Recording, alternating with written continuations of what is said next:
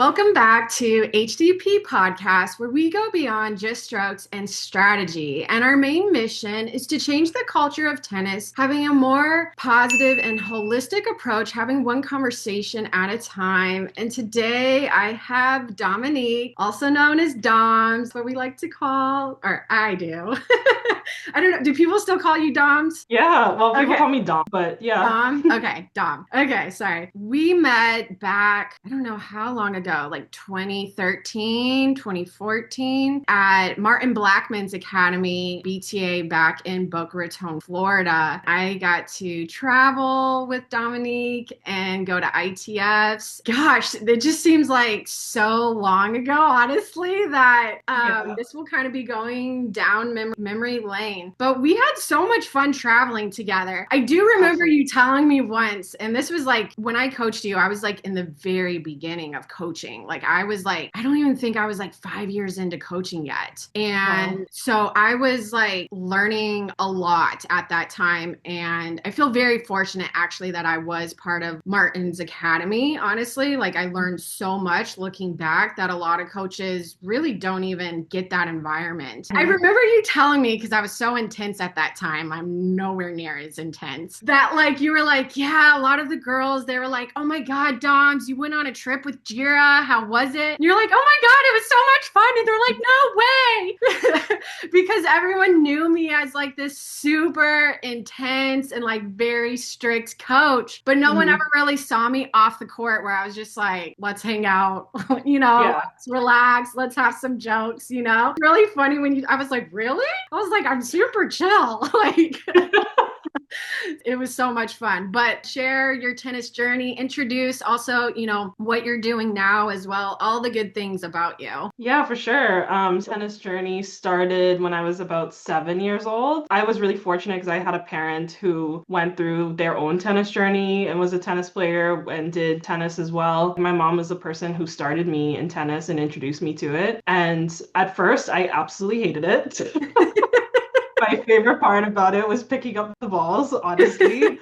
Grew on me, and I was playing a lot of sports at the time, and I think I was doing tennis, ballet, and trying out basketball at the same time. And then ultimately I got to an age, I think I was around like 12 years old, when my mom said, okay, you gotta choose one. I remember at the time, like even though I was really young, I was thinking about longevity and like how long would I be doing this, and where all these paths would take me. And so I chose tennis for the longevity of it, really. Wow. And I started to really enjoy it. It's just really weird to think about as a 12-year-old, but yeah.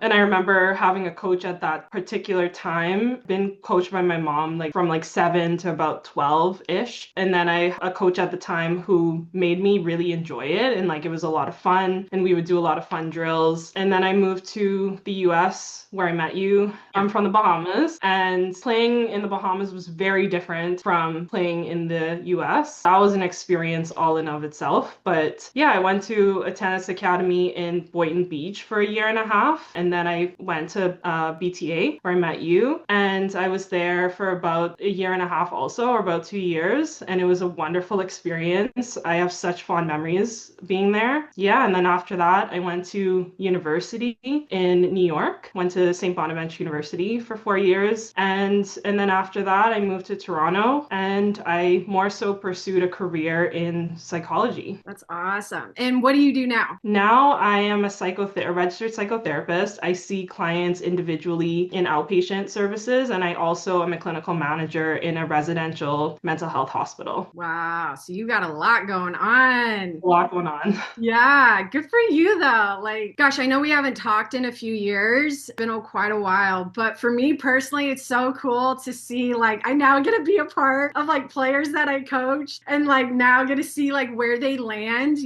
So for me, I'm like, oh my God, yay. Yeah, for sure. Yeah, that is amazing, Doms. I know you're helping so many people. Where do you think, and what you're doing now, how tennis may have helped you? Yeah, tennis is a huge part of where I am now. Like, I really don't think I would have pursued this career if I didn't have tennis in my life. Mm-hmm. And it's ironic that I chose mental health, because I struggled so much with that when I was in like my tennis journey, and that was like my career when I was in high school and university. university and just like struggling with like self-esteem and dealing with like perfectionism and pressure. I really, hindsight's 2020. I wish I knew now what I knew then, because I think that tell would me have really about it. helped me. Yes. Yeah. I hear you. Yeah, my internal mental dialogue was a huge part of my tennis journey. And I really think that easier on myself if I knew what self-compassion was, if I, had more perspective, it would have been a very different experience. But through all of those hard moments, like through the constant like grief of tennis, of constantly like training so hard and going through injuries and losing matches, like that, through that grief and through that, like I built so much resiliency. Feel that so much. I definitely the same. I went through a lot of ups and downs with the mental hurdles, and now I'm like, God, I wish I knew so I could have like applied it more. We talk about resiliency in tennis, or like having grit, in tennis, and we get that afterwards, like right after we've been through the storm, after we've been through those hard mental moments where we want to give up, we want to put the racket down, we're burnt out, or we have an injury. What was like one of those tougher moments that you feel comfortable with sharing? I think the toughest moment was just the transition of going from living at home with my parents and like living in a very different cultural environment to moving to the US alone, going like being in boarding school essentially. And how old were you? I was 14 when I moved. Yeah. It was really strange because it was my choice. Like I was the one who brought it up and wanted to do it. And the reason I did was because I had the year before, I think I was 13, I went to Eddie Her and I played the first round and I got completely smoked. Like like double donuts, like third match. It was so quick. And I remember like in the Bahamas, when you live in such a small country and tennis is not a huge sport, you just play the same people over and over and over again. And in the Bahamas, like, I was skillful and I was winning a lot, started like branching out and playing people from different countries. I was like, oh, like the perspective was huge. I was like, oh, I'm not as good as I think I am. And like that feeling at all. I was like, I need to do something about this. I brought it up to my mom because I had tried tennis academies just for like summers, and I think I need to like do this all the time. From a very like conservative mom, she was like, absolutely not. Like, no.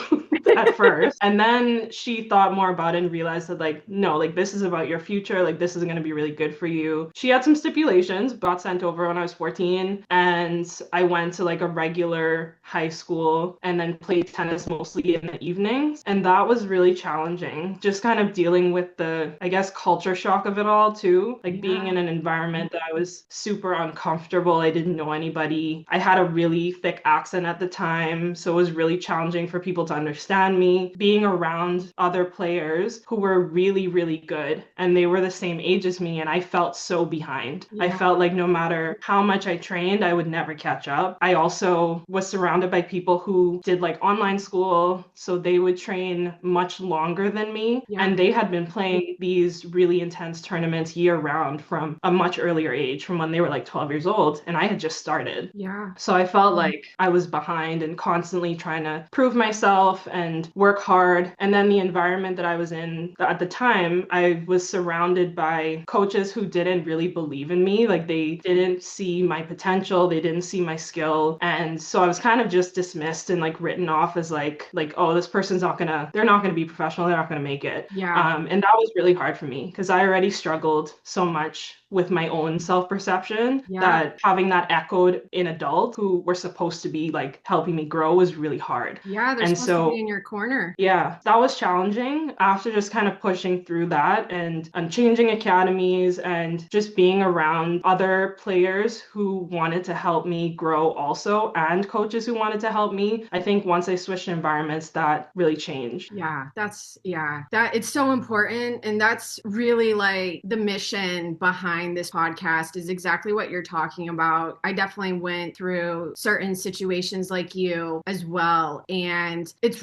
really surprising to me how many coaches will overlook players. And it happens all the time. It really actually bothered me, one, as a player too, when coaches would overlook me, and my parents were very, very much of like, besides tennis, what are you going to teach them? Right? Like my parents were always like that. Like besides tennis, what can they take away? Because, you know, they understood that like tennis is going to be short term. Like it feels long term right now, but in the longevity of things, like the competition side is short term. Like what else can you teach them? And it was just like so many coaches were just so focused on the top players and the ones that could go pro, but it's like you're missing out so much as a coach of really being able to make an impact on lives. And I think like when that gets forgotten and the outcome is the only thing that a coach is focusing on or a program is focusing on, you lose a lot. So I definitely feel you. But I think, you know, even better of coaches, you know, realizing like, hey, you know, most players aren't going to go pro. That's a very small percentage. And for those who really want to, you know, they're going to play college and then move into a career. You know, you give what you can with what you have at the time that, you know, you're in, and you do the best.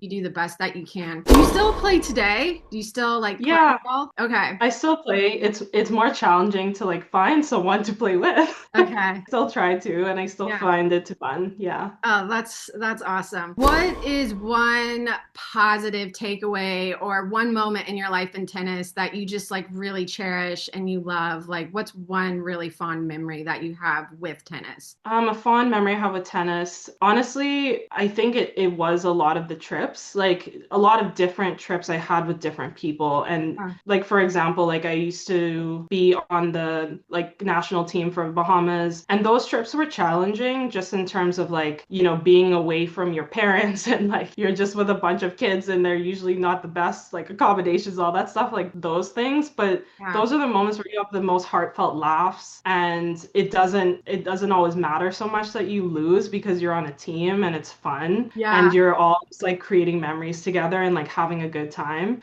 So I love those traveling moments where you would travel with a group of people. And honestly, as you're saying that, I just remember this one memory. It was kind of one of those things you had to be there for. This might not be funny to the audience who's listening, but it cracked us both up. I can't remember where we were, if we were in Costa Rica or El Salvador or exactly. And I remember you were already in bed and I was like walking to bed. All the lights were off. It was dark. Like it was hard to see because I want a dark room to sleep into. I don't want any lights. And somehow like I think I knocked like rackets over, and then I started like stepping on them, and it was like all of a sudden like you just hear me like crash onto the bed and you're like, are you okay? And I was like, I just fell all over rackets and onto the bed. I don't know. And I just remember like it was such a dumb moment, but like we just sat in bed like hysterically laughing because I was like, I don't even know how that happened. I mean, I couldn't really see it happening, but I just remember like I was like, oh, and you're like, oh my God, are you okay? Like I was making all these sound effects. Like you sound like you just died there or something. I was like, I just tripped over rackets. I'm okay. That's so funny.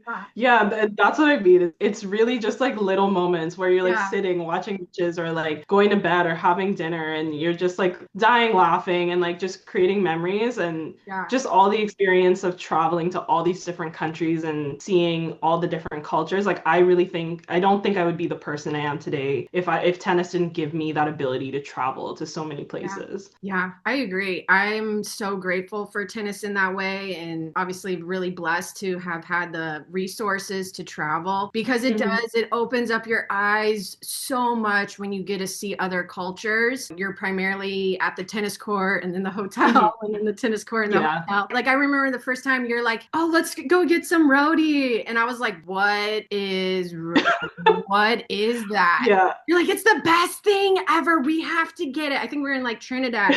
And I was like, okay, like, what are you talking about? Just trying different foods and hearing other languages and seeing how people live, it really opens your eyes. And I think it's something I would encourage through tennis or a club or whatever, like any means that you can, and travel to see other cultures, because it changed my life too. Opened me up to really understand that a lot of people live differently, a lot of people think differently. Like it's not just in your own little world. All right, Dawn, thank you for coming. You guys like these tennis tales, please subscribe, follow, and share.